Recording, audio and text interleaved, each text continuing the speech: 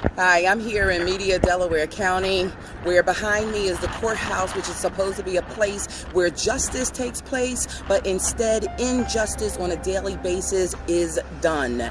This is a place where human trafficking, modern day slavery, call it what you will, occurs. I have been a consumer advocate for over 15 years. In that time, I have seen prosecutors coerce pleas out of their clients, and I have been in a courtroom where the Judge Bradley, was informed of the plea and still accepts the plea that he knows that the person was forced to take.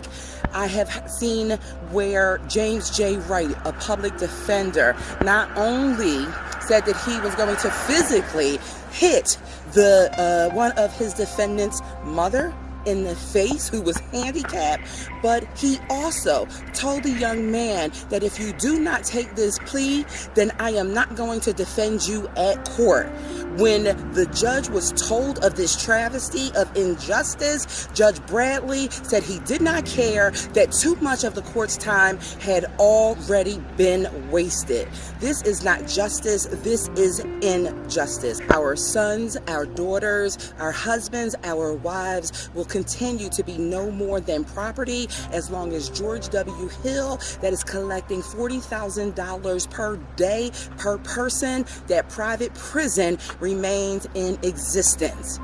This is a place where you can buy and sell human beings like they're chattel, and no one cares, no one does anything about it.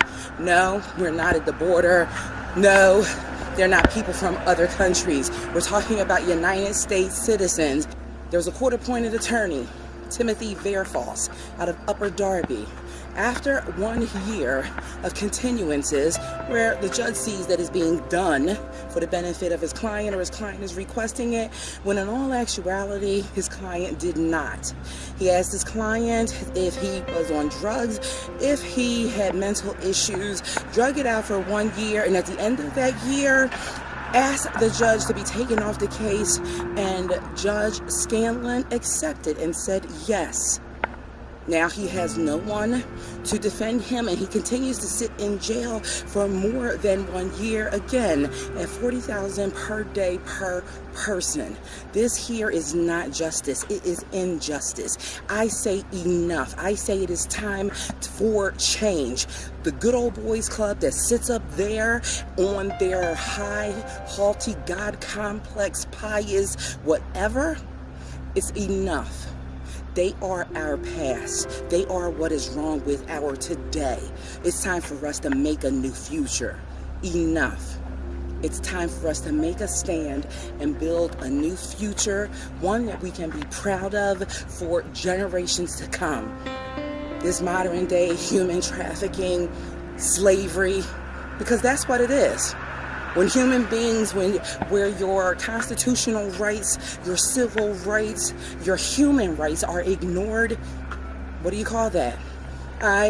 A tax-paying individual, I overheard the prosecutor and the person that was supposed to be working for their client actually talking about their client in a horrible, negative way that was disgusting. And since they thought that I overheard that, they lied to the judge, had me taken to the basement, stripped of my business cell phone because they feared that I had recorded them. And then I was told that if I sign away my constitutional rights, they'll give it back to me.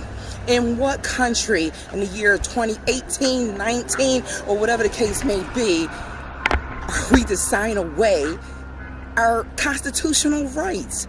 Here in Delaware County, they don't have any rights. If you're poor, you're staying in jail until your hearing comes up because you can't get out. You're given a public defender that forces you to take a plea or else. This is the place where it's not for justice, it's for injustice.